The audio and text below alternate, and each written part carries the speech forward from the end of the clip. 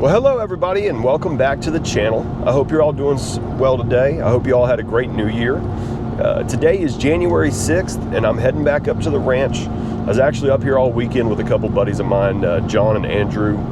We were doing some pig population control, but I'm actually heading back out there today to go do the same thing because for some reason right now we are just having what I'm going to call a pig-pocalypse. We have had so many pigs on this place here the last couple of weeks. I'll have to roll through some photos over the top of me talking right now. But as you can see, I mean, there's just a ton of pigs out here. And they are really destroying the place and just tearing the ground all up. So it's time for me to go put a hurting on them and see what I can't do to try to correct some of that issue. The only reliable way that I've got to stop pigs is a 6 Creedmoor to the brain. So we're gonna go give that a shot today. And then over the weekend, I did film a whole nother video that I'll have coming out here before long with John and Andrew on some other pig hunting that we went up and did, and thermals and all that kind of fun stuff. So my new thermal scope films, or I can record through the scope itself. So it gives y'all kind of a cool angle.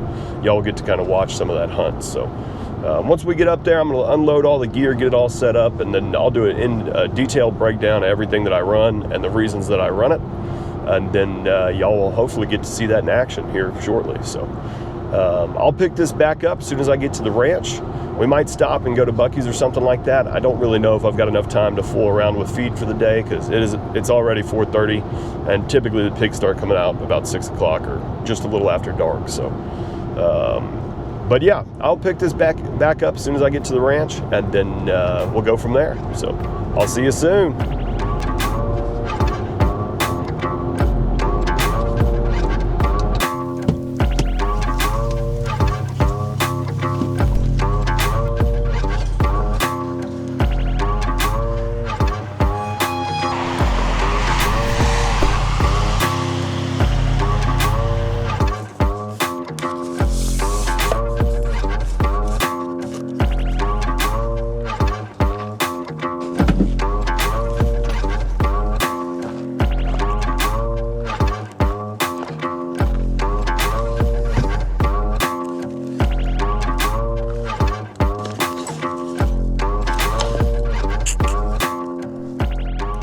All right, everybody. Well, as you can see, we have made it up to the ranch. And like I promised on the way up here, I wanted to do a quick gear introduction before we go out and start looking for pigs, which it's already pretty dark outside, so it's time to start thinking about going to do that at least. But really quick, here's the Daniel Defense Delta 5 Pro that I'm running right now as my thermal setup. I run this in both a thermal and a daytime configuration. I've been really focused on doing some ballistics testing with the 6 Creedmoor lately just to see how it stacks up to some of the other guns that I have, and I've been very impressed with it so far. So yeah, like I said, Daniel Defense Delta 5 Pro. It's got a 26-inch barrel. I'm running a SIG 762 Ti QD on the front end there. It's a great older can. Of course, with all the advances in sound suppression here lately, there's definitely some quieter cans out there, but this one still stacks up really nice. This is a MDT ground pod, I believe. I know it's a little bit conflicting with the gun just because the gun, I believe, is 14 pounds and this is supposed to be their lightweight bipod, but I wanted to try them. Most of the time I run the Atlas bipods, and this thing's held up really well so far. So for a scope, this is the iRay Mark I Rico 35, I think. I bought it off a buddy. It's been functioning really well for me, and obviously, it provides me some functionality just because I can record through it now as well. I used to run the Burris BTS 50 and upgraded to this one. For a sling on this puppy, I'm running the Warrior Poet Society. This thing's been great to me. I've got 4 of those now, and I've never had an issue with a single one of them. They've been out in the rain, mud, blood, I mean, everywhere that you'd take a sling, and not even a stitch is torn out of these things. So I can highly recommend the Warrior Poet Society slings. My tripod setup is the Fat Boy, I think it's the Elevate. It's either the Elevate or the Traverse or something like that. It is their 3-section. I prefer the 3 sections just because they get a little bit shorter and they're more compact for throwing on the side of a backpack or in the back of a Ranger or anything like that. I run a invert 60 head on top of that just because they hold up well to weight, and the heaviest gun that you can throw on there, it's going to stick anywhere that I want it to stick. and it's really good stuff, really high quality. It's expensive, but you get what you pay for when it comes to this stuff. So I do run their side chick mount as well. This little doohickey here is just a spring-loaded clamp, but it allows me to hold my Fox Pro and my Coyote calls, all that kind of stuff. I think that about wraps up the gun. As for my helmet setup, I do run a iRay MH25. That's kind of the star of the show here on the helmet. That's a thermal monocular. They're not recoil rated, so they're only meant to be helmet mounted. Works phenomenal. The helmet itself is a Team Wendy Carbon X-Fill LTP, which is their bump helmet. Run a set of Pelletors, a Arisaka flashlight with a Malkov device flashlight body, I think is what they call it. Or no, this is the Arisaka body, but Malkov head, basically. I do run a battery pack back here. This is just like an anchor, and then a weight set back here as well to offset the weight coming from the eyepiece. Here's the load that I run inside of the 6 Creedmoor. This is a 80 grain ELD VT moving at close to 3,630 feet per second. It is a bad mamma jamma. I'm doing a lot of ballistics testing right now to see how this stacks up against, you know, my other cartridges like 7PRC and 308, that kind of stuff. So anyway, I think that about sums up all the gear that I'm using. So let's get out there and go look for some pigs and see what we can't come up with. I guess I'll probably switch over to filming through the scope, but I'll have to carry a microphone because the mic on here is not very good. So regardless, I'll see y'all in a minute and we'll go from there. Alrighty. All right, guys, well, we're all geared up, so let's go and shoot a couple pigs. I did just look. We've got a couple down at the feeder here, and then a couple more at the feeder and back. So a lot of pigs to go shoot. Here we go.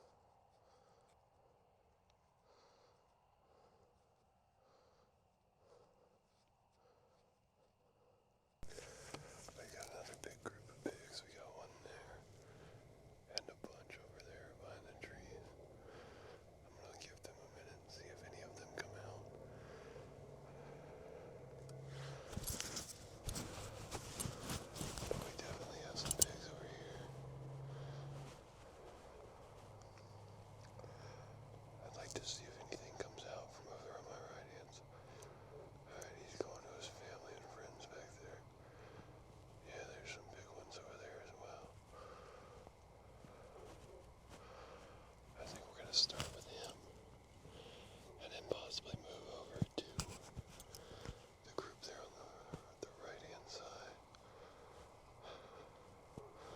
I want to shoot the biggest boar if it'll.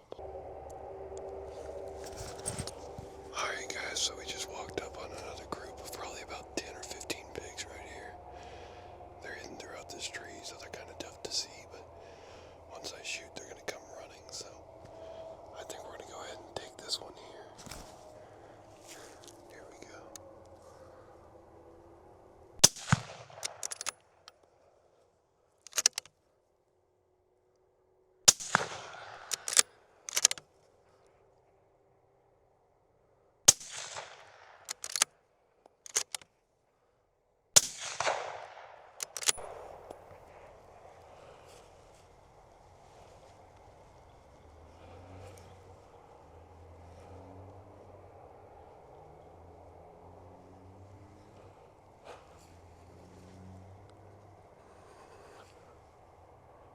Awesome. Alright, so we definitely just dropped at least 2 more of them. I think I'm looking at a third over there as well, so I think we got 3 down in total there. That was a good little group. I'm gonna keep rolling.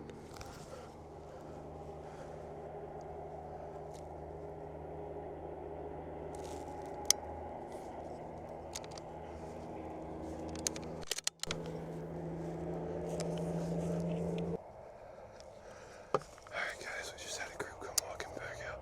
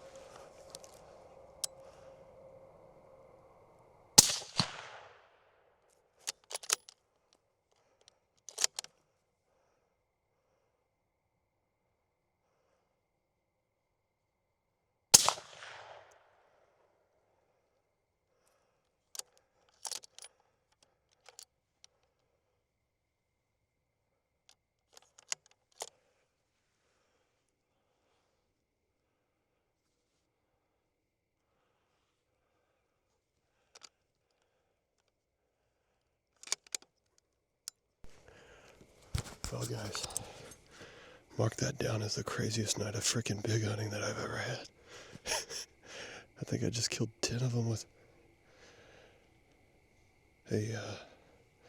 a bolt action. That is pretty freaking awesome. Alright, well I gotta start gathering some of these pigs up. And I guess reload and keep going. Alright, I'll see y'all here in a second. Well guys, there you have it. That's pig hunting for you. We came down, walked around for a little while, and found 3 groups.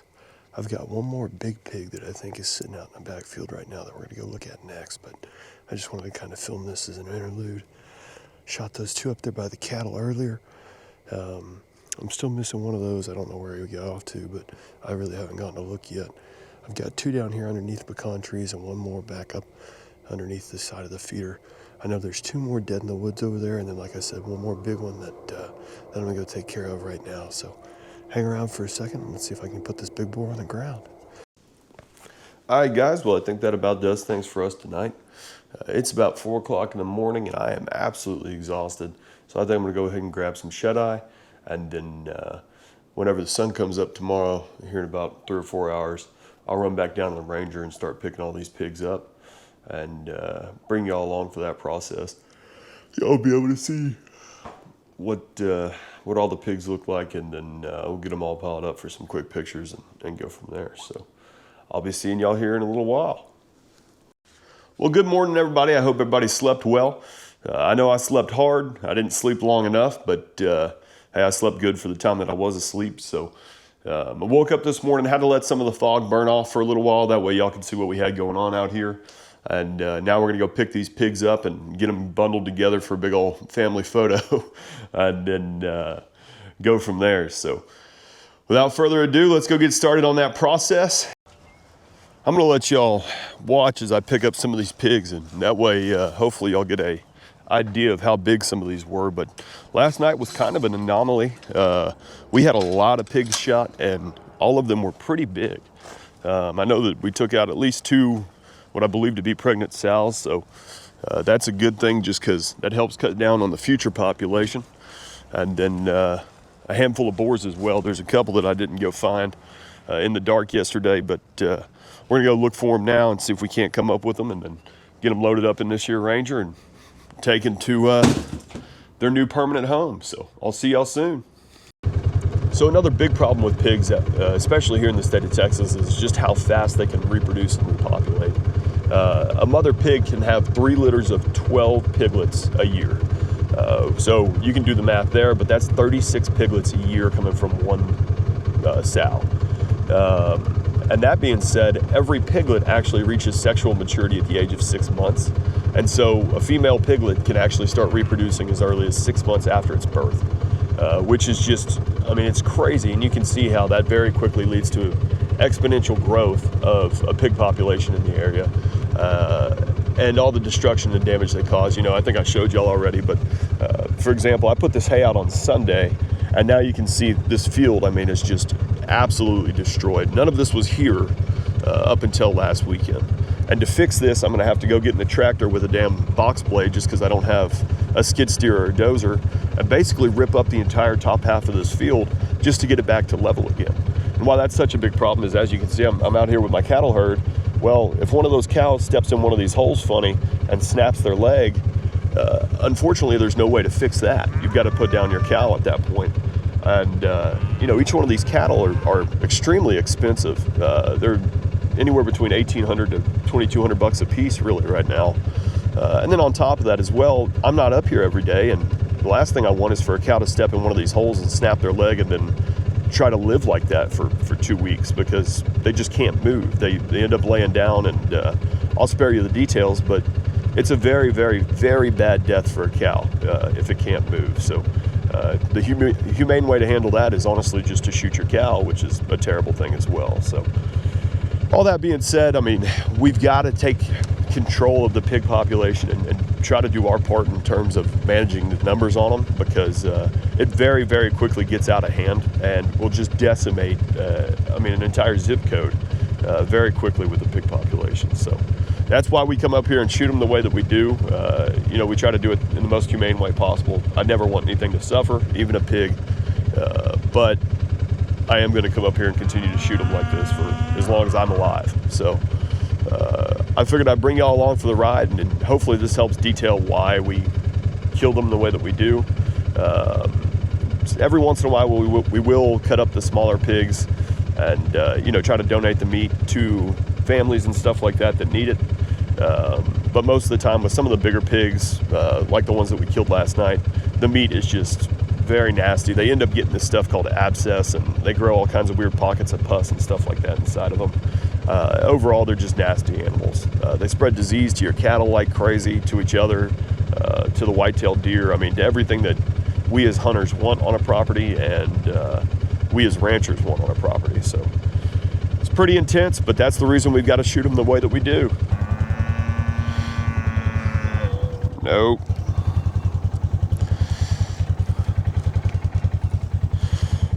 How in the world am I going to get you up, girl? You're a big pig. Oh, good Lord. All right, guys, well, I had to go grab the tractor, actually, because that one was just too damn big for me to pick up by myself. So I had to use a little bit of a mechanical advantage, so to speak. But there she is, all loaded up in the back of the Ranger. I don't think I can show all these super close, just because some of them are pretty mangled. That little 80 grain ELDVT definitely does as advertised. It removed mass from these animals, I guess the best way to say that. So I'm gonna go grab the rest of them that I can get to, and then we'll take the Ranger and drag the other ones out and go from there. So I'll see y'all in a second. All right, guys, well, we're standing here at number 5. I actually forgot about one more over there by the tree line that I gotta come back and pick up again with the tractor or something.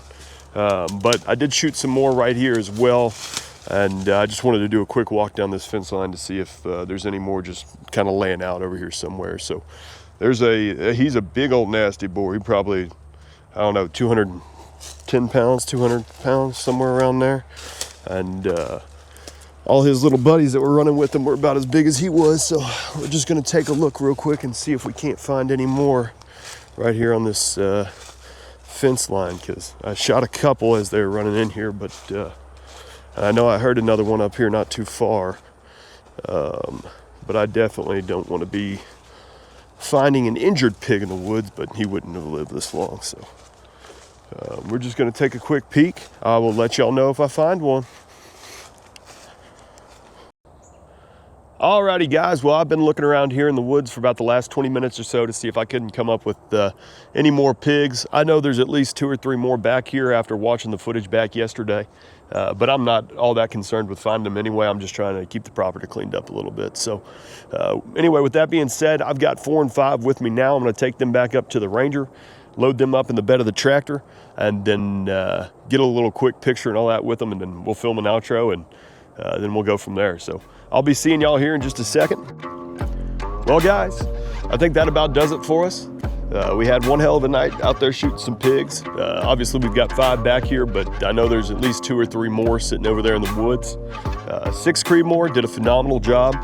That little ELDVT bullet, man, it's mean. Really impressive results from it. It works exactly as advertised. I'll give Hornady that. With that being said, I might take a look at the Match Kings or Game Kings next from Sierra, just to see if I can get something that holds together a little bit better than these varmint bullets do, because these things, I mean, when I tell you there's a grapefruit-sized hole on the entry of all of these, it's immense. That being said, man, the gun worked great, scope worked great. Everything overall was a pretty good night. So I really appreciate y'all coming along for the ride, and I really would appreciate it if y'all like and subscribe, and then we'll get back out here and do some more of this here before too long.